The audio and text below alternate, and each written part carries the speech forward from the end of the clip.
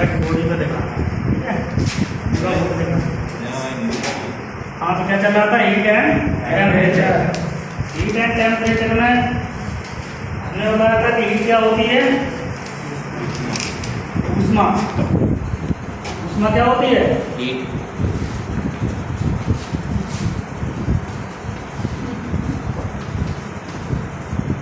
ऊष्मा। ऊष्मा का एक ट्रांसमिशन ऑफ हीट, केवल बोर्ड पर लगा था, ट्रांसमिशन ऑफ हीट। क्या पढ़ा था, ट्रांसमिशन ऑफ हीट।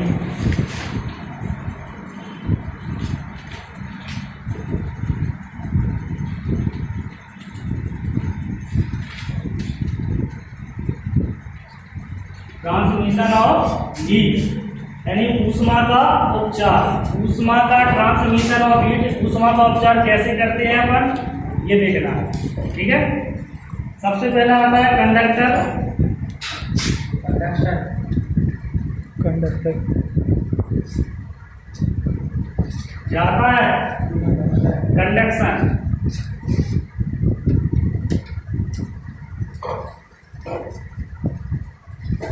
कंडक्शन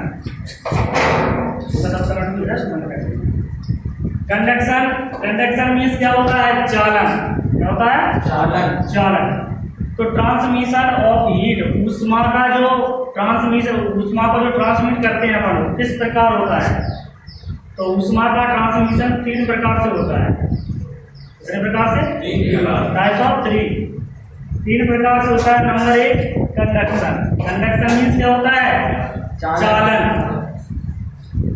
चालन क्या होता है, चालन। चालन कैसे होता है, ऊष्मा का ट्रांसफर या ट्रांसमिशन अपन कर रहे हैं चालन विधि द्वारा। तो चालन विधि द्वारा कैसे होगा,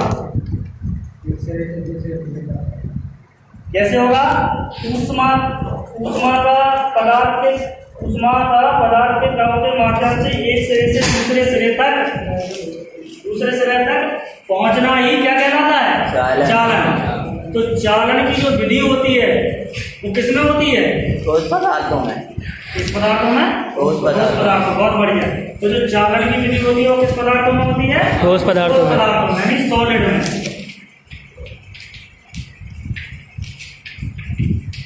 ठोस पदार्थ, ठीक है। तो चालन की विधि जो होती है वो किसमें होती है, ठोस पदार्थों में होती है, क्योंकि कण क्या है उसके एक से दूसरी ओर जाते हैं। दूसरी कंडीशन एयर ड्रायर पदार्थों में होती है। दूसरा है संवहन, कन्वेक्शन। क्या है, कन्वेक्शन। इसको क्या बोलते हैं, संवहन, इसको चालन।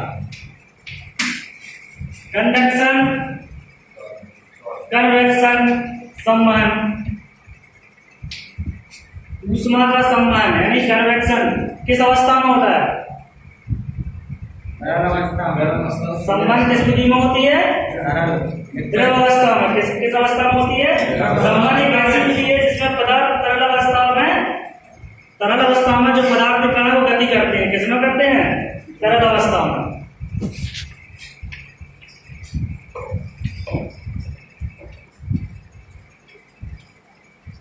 जिसे बोलते हैं लिक्विड।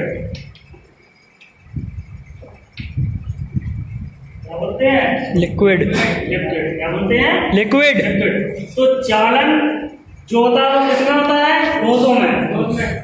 चालन विधि किसमें होती है, ठोसों में। और संवहन किसमें होती है, लिक्विड में, यानी लिक्विड। क्वेश्चन 2 प्रकार से आ सकता है, या हीट ट्रांसमिशन यानी हीट का जो ट्रांसफर किया जाता है, ट्रांसमिशन किया जाता है, वो तरल पदार्थ में किस विधि के द्वारा किया जाता है, संवहन के द्वारा। या संवहन जो संवहन करते हैं वो किस अवस्था में होती है, तरल अवस्था में। या चालन की अवस्था में होती है, ठोस अवस्था में, है ना। तीसरी क्या आती है, रेडिएशन।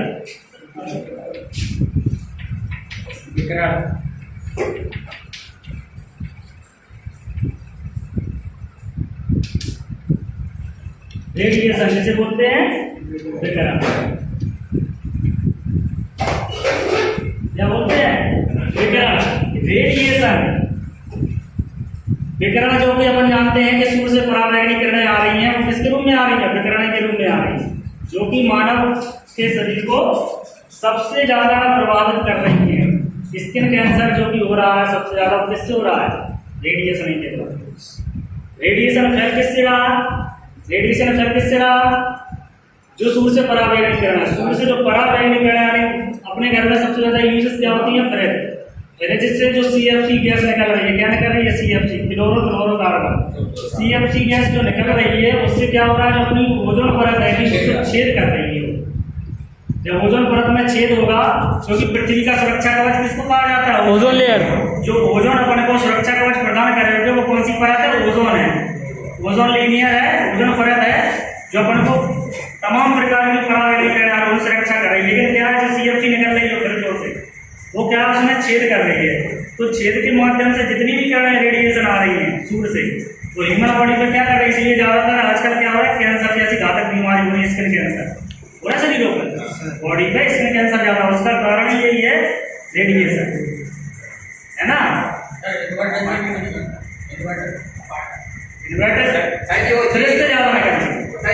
बात करते हैं वो रेडिएशन कोड भी तो होते हैं जो मतलब माइक्रोवेव्स होती है। तो आई बात समझ में? तो रेडिएशन विकिरण क्या होता है? देखो, विकिरण इस विधि में ऊष्मा का संचालन पदार्थ की गैसीय अवस्था में होता है। इस विधि में ऊष्मा का संचालन, ऊष्मा का संचालन पदार्थ की गैसीय अवस्था में होता है। पदार्थ की गैसीय अवस्था में होता है। तो देखो तीनों चीजें समझ में आई। Number 1 conduction, convection, radiation. Conduction किसमें होता है? चालन ओनली सॉलिड में, किसमें? केवल ठोसों में। संवहन कन्वेक्शन किसमें होगा? लिक्विड में, तरल में, यानी जो तरल पदार्थ हो गए उसमें संवहन की प्रोसेस होगी। और तीसरा है रेडिएशन। रेडिएशन किसमें होता है? गैसेस में। किसमें? गैसेस में। यानी ऊष्मा का जो संचालन होगा वो पदार्थ की गैसीय अवस्था में होता है। किसमें होता है? गैसीय अवस्था में। तो कंडक्शन, कन्वेक्शन और रेडिएशन तीनों समझ में आए हैं? अब तो लगा लो रे, क्वेश्चन घुमा के आएगा। या तो पूछेगा कि चालन पदार्थ की किस अवस्था में होता है? चालन पदार्थ की किस अवस्था में होता है? सॉलिड। या सॉलिड पदार्थों में ऊष्मा का या ऊष्मा की कौन सी विधि होती है? यानी कौन से ट्रांसमिशन होती है? तो वो कौन सी होती है? कन्वेक्शन। कौन सी विधि होती है ऊष्मा की? चालन विधि। किसमें है? सॉलिड।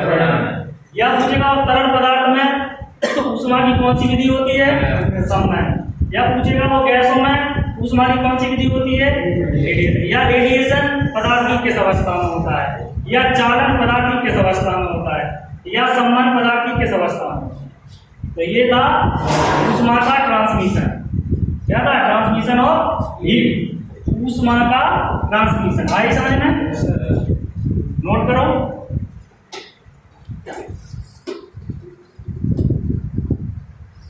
सर इसमें पॉज नहीं होता क्या?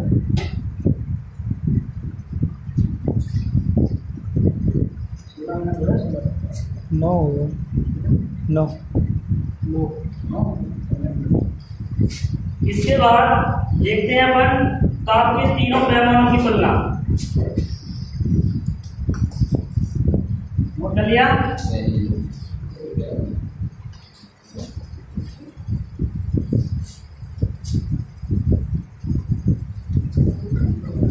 पॉज नहीं होता। वीडियो पॉज नहीं हो रहा। ताप के चारों पैमानों की तुलना comparison of 4 scale of temperature, है ना? तो क्या होता है? C/100 बराबर F-32/180 बराबर R/180 बराबर K-273/100। Comparison of 4 scale. एक minute, comparison of 4 scale, comparison of 4 scale of temperature,